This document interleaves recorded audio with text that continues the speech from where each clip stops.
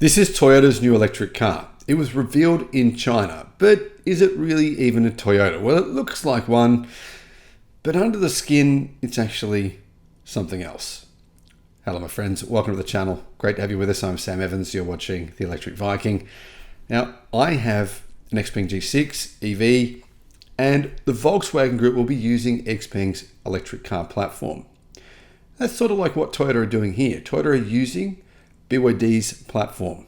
It's essentially then under the skin, in most ways, a BYD. It uses BYD's blade battery, BYD's motors and control systems and software to make everything work.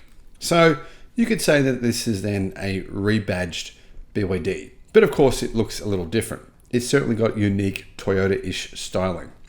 Now Toyota actually have two EVs in China right now, the bZ4 and the bZ3, and they also have a new version, like a coupe version of the bZ3 too.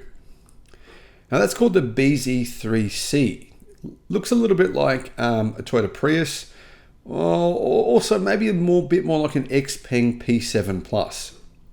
Now this new car is called the Toyota bZ7. Will it come to countries outside of China?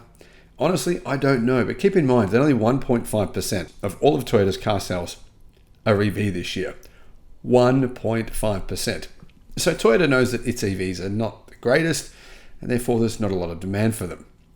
The bZ7 though is likely to enter production next year, says carnewschina.com. Rivals for it could be the Xiaomi SU7, the BYD Han, and the Lucid S7, says CarNewsChina. I'm not sure about that.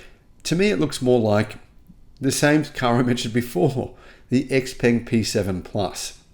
Now, this also appears to have a hatchback at the rear, even though it's technically a sedan. So the XPeng Mona has a similar feature at the back. What that does is it enables a lot more space for the boot and a lot more of a practical space that you can access.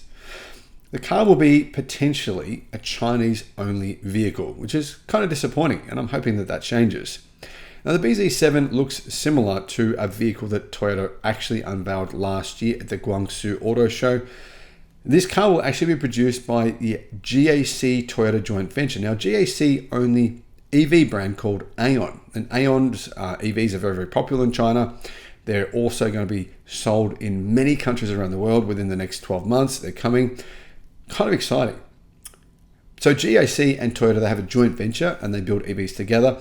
But when they do build these cars, you can imagine, because GAC has their EV only brand, and because this uses BYD's skateboard platform, motors, batteries, etc., that this is not really a Toyota. It's more of a GAC BYD with Toyota badges on the front and the back. Now Toyota plans on actually building 3 million cars per year in China from its about 1.5 million currently. What that means is Toyota will likely reduce production in the United States and in Japan because it's cheaper to build cars in China. The bZ7 has a very sleek coupe-like shape, and I actually think this looks quite good. So no one really knows the exact details, but it's likely to have the same size battery as what we see in the BYD Seal and the BYD Sea Lion, which is about an 82 kilowatt hour lithium iron phosphate blade battery. Now, will it get the new blade battery version 2? I'd say probably not. Most likely it's going to get the current generation blade battery. So as I mentioned earlier, Toyota, it's making EVs, but it's really only making them for the Chinese car market. The bZ4X is Toyota's global EV, but in China they now actually have, this is their fourth electric car, but only one of those cars will be sold outside of China. So clearly Toyota have decided, well, the Chinese want EVs, so we'll make them. But everyone else doesn't want them, so we're not going to make them for everyone else. Let me know what you think about that strategy. Toyota thinks it's a winning strategy. They're actually kind of mentioned a few days ago that they think that they beat everyone else and their strategy is working.